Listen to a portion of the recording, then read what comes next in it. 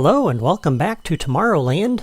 I'm here with Buzz Lightyear once again, and today I'm going to implement the logic for my recreation of the Buzz Lightyear Astro Blasters ride.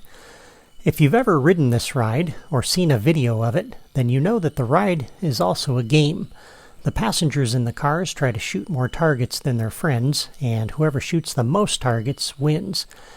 As I mentioned in my playthrough video and in my previous episode, the target creativitoys in Disney Infinity don't keep track of which player hits the target. So even though these toys would make ideal targets for this ride, I can't use them in a game if I don't know which player hit them. So instead of using the target toys, I'm going to use two sets of armored orb collectibles that you can shoot instead. And another limitation that we have is, even though the Astro Blaster's car comes equipped with a blaster, it only shoots straight ahead. You can't shoot off to the side, and when the car is attached to a path, you can't turn the car. So these limitations determined what kind of ride I could actually build. I've made a few little tweaks to this since the last video, so let me show you those first, and then we'll look at the creativitoys. So previously I had several of these toys put down, which was the long glass sidewalk. And I had one of these stuck in here, and I took that out and replaced it with a smaller version like you see here. Let me pick that up. That is the glass sidewalk. And then the one next to it, if I pick that up, that is the short fenced glass sidewalk. And then I put in a fenced glass sidewalk here. And what that does is that kind of provides the railings like you see here. Let me get out of spark mode. Maybe it'll be easier to see it. But that provides these really nice cool railings that kind of go along the ride, and it feels like you're actually getting on the ride a little bit more. So I like that better. And then I also put down a couple of blocks here to cover this gap, because I run into the problem sometimes where the player falls down in between there, and so this helps prevent that. And these are just the small floor blocks, and I've textured these with the Concrete 2 texture. That's what I used for that. Alright, and then I've also placed a bunch of creativitoys to save some time. So we have the challenge maker here, and I've placed this right in the opening so that the player has to walk across this to enter the ride. And of course they don't have to accept the challenge, but the idea is the ride is a challenge, it's a game. I've also placed a locator out here facing out from the ride, so this will be the end location for the player or players when the ride is over. Up here or over here I've placed a button. And up here we have a vehicle summoner, a time delayer, a replayer, a scoreboard, and two collectible trackers. And to save time, I've also put down the path. Oh, and I've got a trigger area over here. But I've also put down the path. And let me run through the ride here and show you where the path points go, because I wanted to lay this out ahead of time. It was a little bit tricky. So this first point goes here, and this is where the cars will materialize when the ride begins. The next point is down here,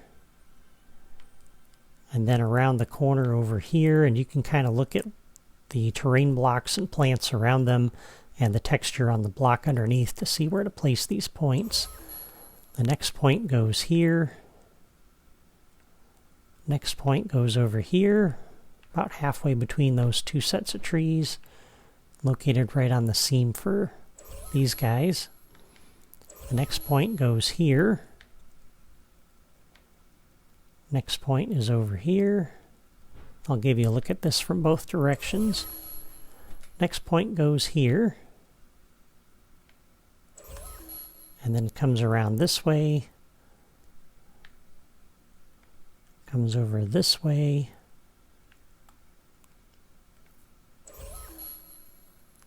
And over here.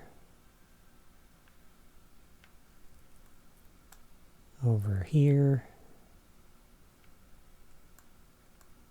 So it's kind of winding all the way around in here.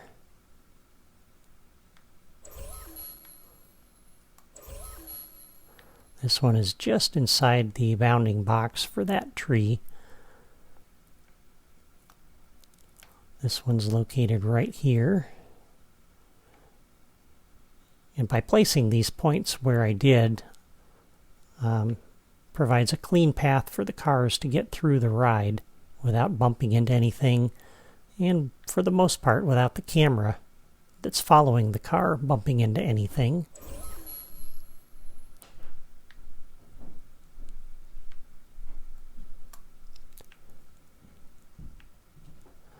And then the last point is way down here on the edge of the trigger area. Okay, so that's what I've done so far. And then one other thing I did, because the placement of the collectibles is so tricky, I've already set up the replayer to do that. So let me come out here.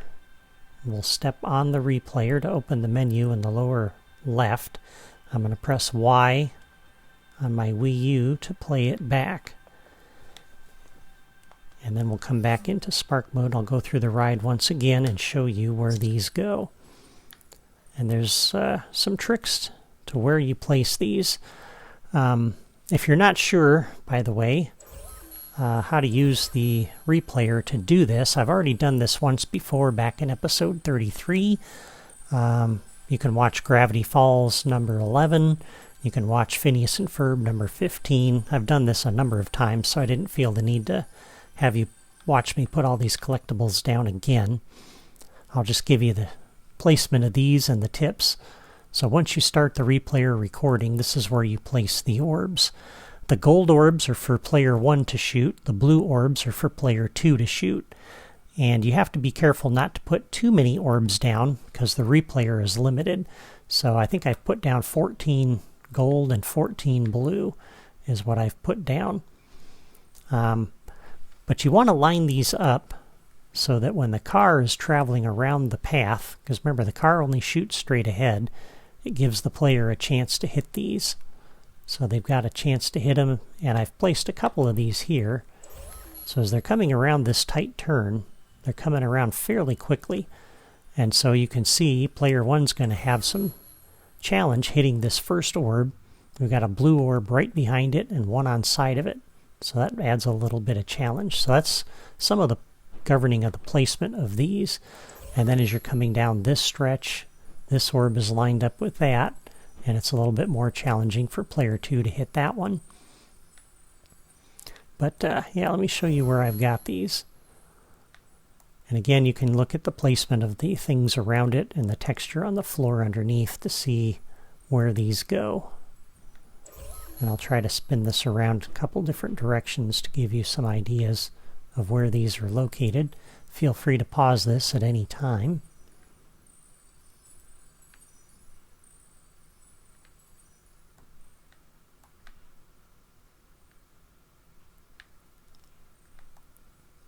Because that will help you place these. Of course, you don't have to place these exactly where I placed them.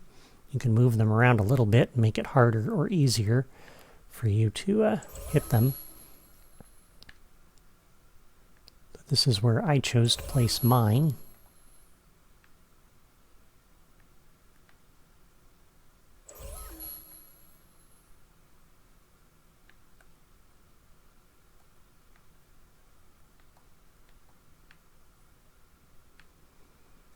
And so that's where all of my collectibles go.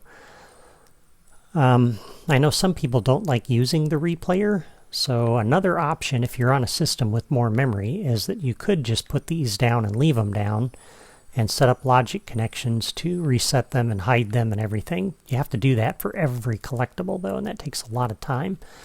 I find it's quicker to use the replayer to do that. And the other thing is too, you can see how much the memory is nearly pegged there. The collectibles take up a lot of memory, so it's another good reason to use the replayer to take them out. So let me hit the clear here, and then I'll come back into the editor, and you can see the memory meters drop quite a little bit there. So save some memory taking these things out. So when you're not even playing in this ride, not having the collectibles in the toy box, even if they're hidden, will save you some memory. Okay, so that is the path and the collectibles. And now we'll hook up the rest of the logic, and this should go fairly quick, because it's not really a difficult challenge. The hardest part is getting the path right and the collectibles in the right spot. So on the challenge maker, let's start with the properties. So under here, I believe everything is pretty much exactly as you see it. One thing we're going to change is the end location. And I'm going to change this to be a locator that we're going to connect up right now. So we'll do a new locator connection. And when we're done, we want to put the player outside of the ride. And this will be the end location. There we go. And so that way, to get back in the ride, they have to go through there. If you leave them inside the ride, they got to cross that challenge maker to get out. So that's not cool. All right, so that's the end location for that and the properties on that. Let's look at the properties for the path creator next. And everything under here is pretty much the default. I've turned on the looped flag. And one more thing that I recommend is the visual effect on the path. I would recommend setting this. I set it to green sparkles on mine. And the advantage of that is that you get this little trail of green sparkles that goes around the path when you're actually playing this, because when you're out here in the toy box, you can't actually see the path. And so having that little green trail of sparkles kind of helps the player as they're going through the ride to anticipate where they're going. And that kind of helps them aim a little bit. So I like that. I like the way that kind of gives the player a preview of where they can expect to go. Because as I said, this is twisting and turning around in there quite a bit. All right, the path properties on the replayer, of course, I set the one lone property, which is the playback interval, to 0. The default property on the time delayer for 1 second is fine. For the scoreboard, we come down to the properties for this. There's 14 orbs or 15 orbs for each player. So just to set this so it's not going to be a problem, I'd put it at 20. And that just makes sure that that doesn't get triggered at all for any of the players. And these other two properties are fine. Doesn't really matter. Actually, it does matter. You want to leave these set the way they are. For the collectible trackers, for this one, we will set the properties on this so that the collectible type is the blue armored orb. And we'll leave this off because you don't need these on the radar. And for this one, we'll set it to gold. So this will keep track of player 1's orbs.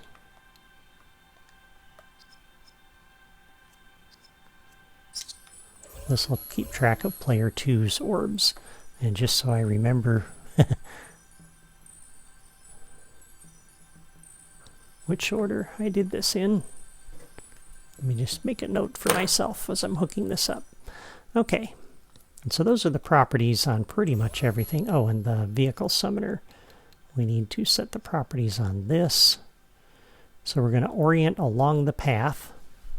We are not going to use driving physics, and we want to leave the movement style set to loop. Okay. All right, let's see where to begin, I guess is the question here. Let's start with the vehicle summoner. So we're going to connect this up to the path, because that's where we want the vehicles to go. We want them to move along the path, and it's really important because of this, because we're using the vehicle summoner, this has to be left on, or the cars will not start moving around the path. Okay. And we can potentially have 2 players in here, so I want to wait until the player is ready to board the ride. And so, oh, and by the way, I forgot to mention I put this little decal in here too from the decorations drawer. I just thought that was a nice little touch to let the player know which way the ride goes. But in order to hook up this button, we need the car. And those of you on the consoles, you need the power disc for the Astro Blaster Space Cruiser. And I'm going to set that down on my base right now. Okay. We're not actually going to use that car, but we need it for the vehicle summoner. So the player will come in here, start the challenge, and then walk through here. And when they're ready to board the ride, because we have to do this, if you have 2 players, player 1 or 1 player has to get on here first, and then they start going, and then when the next player is ready to board, they push the button. So on the action button, we're going to do a new logic connection when pressed. We're going to come up to our vehicle summoner, and we're going to scroll down to hexagonal power discs, and we'll select the Astro Blaster Space Cruiser. So whenever the player pushes the button, the car will be generated and will start moving around the track. And the player has a moment after they push the button to turn around and hop in the car. Okay. And then we need to take those cars back out when the ride is over. So we're going to come over to the challenge maker, and we'll do a new logic connection. When the game is ended, come up to our vehicle summoner, scroll all the way to the bottom, and remove all. Okay, so that's it for the vehicle summoner. It's pretty straightforward. Actually, no. I missed one step. Let me come in here and I'm going to delete this link. New logic connection when pressed. That's what I did originally, and I found that the vehicle was there too quickly. That's why we have the time delayer.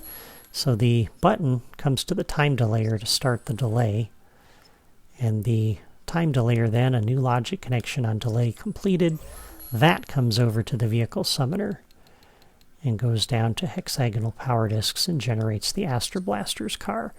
So otherwise, when the player pushes the button and they turn around, the car is already passing them and moving on down this track. So this adds a second delay. So the player pushes it, they turn around, and they walk up here onto the path.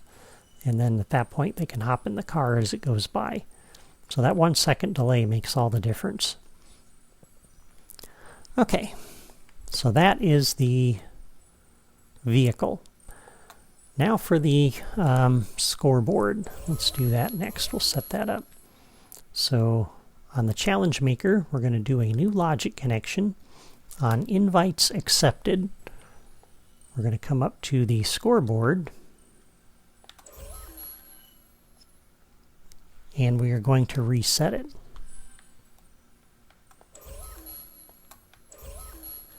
And on the challenge maker, a new logic connection. When the game is started, we'll come up to the scoreboard and activate it, which will turn on the display. A new logic connection on the challenge maker. When the game is ended, we want to come over to the scoreboard, and we want to remove it from the display. And the last thing we want to do is we want to do a new score results connection, so at the end we can see what the score is. We'll come up to the scoreboard and link that for results. Alright, so that's the scoreboard and the challenge maker. So that's pretty straightforward. Next, let's do the replayer. So on the challenge maker, a new logic connection. When the game is started, we'll come up to the replayer and do a playback. And that will put all of the orbs into the ride.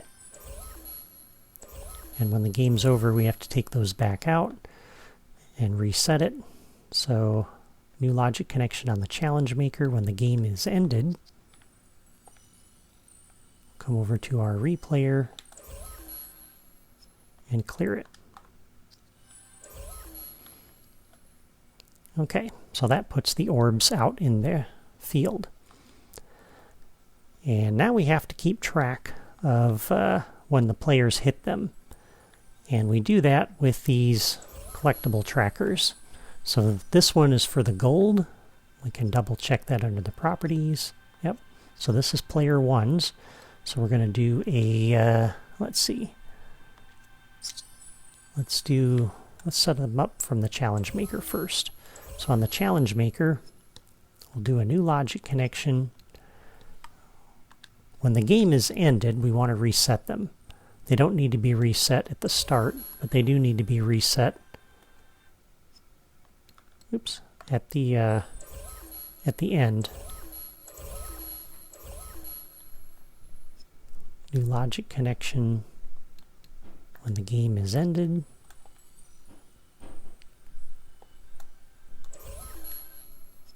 Reset. All right. And then on the gold one, we're going to do a new logic connection on here.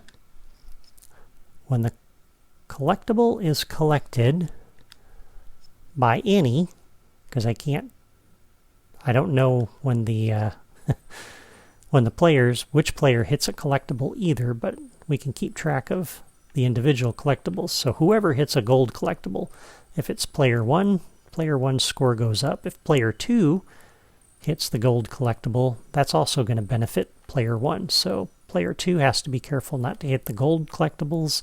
Player 1 has to be careful not to hit the blue collectibles. But when a gold collectible is hit, we're going to come over to our scoreboard and we're going to increment by 1 the score for player 1. And likewise on the other collectible tracker, new logic connection, when a collectible is collected by any player, come over to the scoreboard and increment by 1 the score for player 2. Okay, and that is it for the collectible trackers. So that keeps track of whenever a player shoots a collectible. Okay, and then when the ride is over, at the end of the ride, the players will pass through this trigger area. And so we want to do a new logic connection when entered by player 1. We'll come over to our challenge maker and we're going to log player 1's completion. So they're done at this point. And on the trigger area, a new logic connection, when entered by player 2, come over here and log player 2's completion. And why isn't it letting me select that?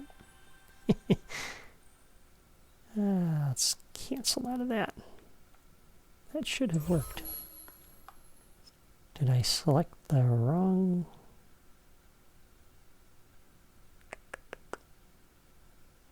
Oh my, there's 4 things under here.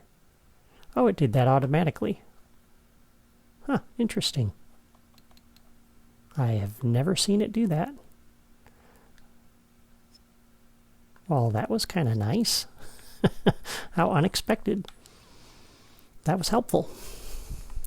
Okay, so at this point, I think we have everything hooked up. Let me just double check everything here. Yeah, looks like we're all set. So let's come out here and let's test it out.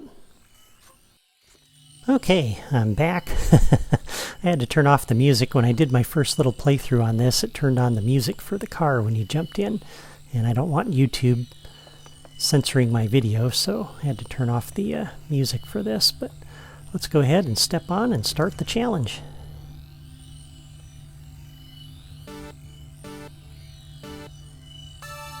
Okay, so now we're in the ride. Of course, there's nothing to prevent us from running in here, but that's no fun.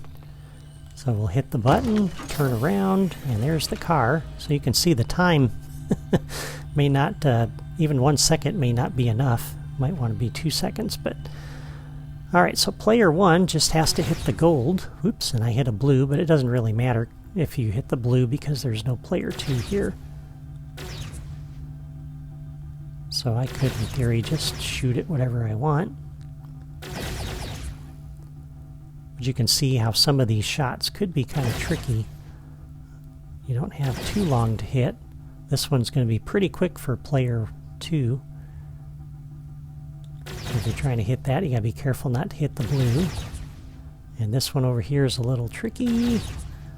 You have a couple of shots at it. This is a second shot you would have.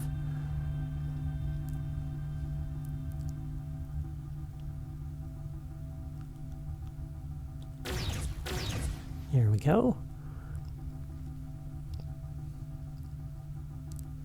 That little sparkle really helps. Okay, be careful not to hit that one.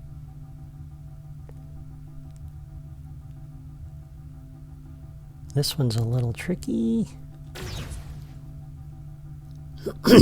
This next one, you have a very narrow window to hit. You gotta be careful not to hit that blue one. But there we go. I got 13 of them. That's pretty good. And then we hit the end of the ride.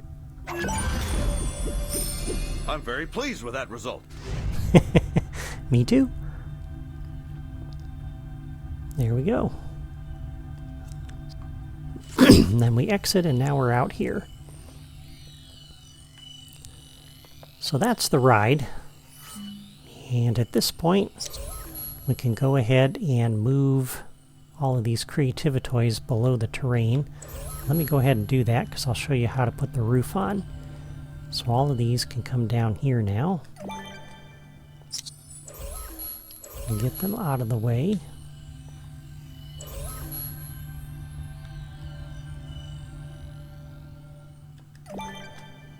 I like moving the creativitoys below the terrain rather than leaving them up above where they're visible because that just looks ugly to me. Obviously you have to have them, but you want to put them in a place where you don't have to look at them or worry about the player stepping on them and messing them up like this replayer.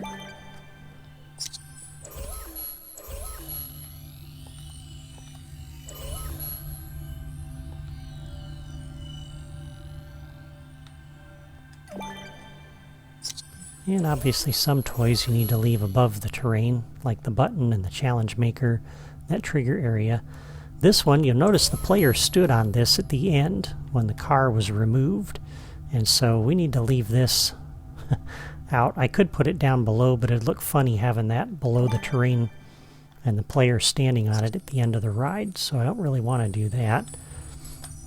And let me remove this power disc so that car goes away. That takes that out. Alright, so to cover up the ride, it's pretty straightforward. Well, first of all, I want to set our default texture to that alien planet. I'll set that to be my theme.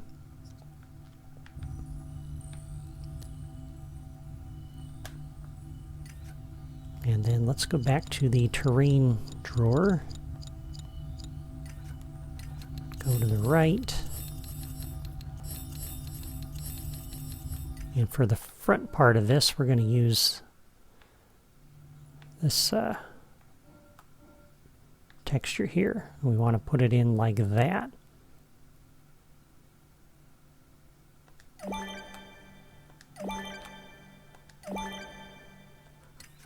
And then this tall, this thin and tiny block goes in here like that. Okay. And I could put another large block there, but that just looks ugly hanging over the side.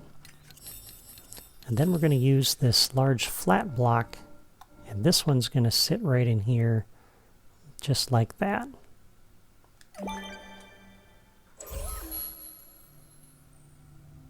And now we can go ahead and bring this back down.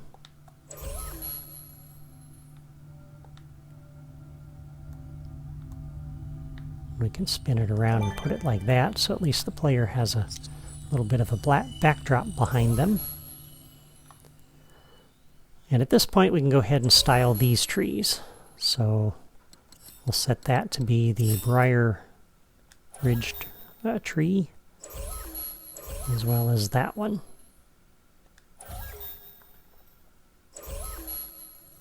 And there we go. So that's it for my Astro Blasters ride. Next time I'll hook up the logic for the Finding Nemo submarine voyage.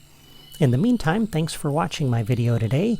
Before you go, please hit the like button and leave a comment. I'd love to hear what you think of the ride. As usual, you can find a logic diagram on my blog to help you build this ride in your own toy box, so be sure to check that out. The link is in the video description. You can also subscribe to my channel by clicking my photo in the lower right corner. Take care.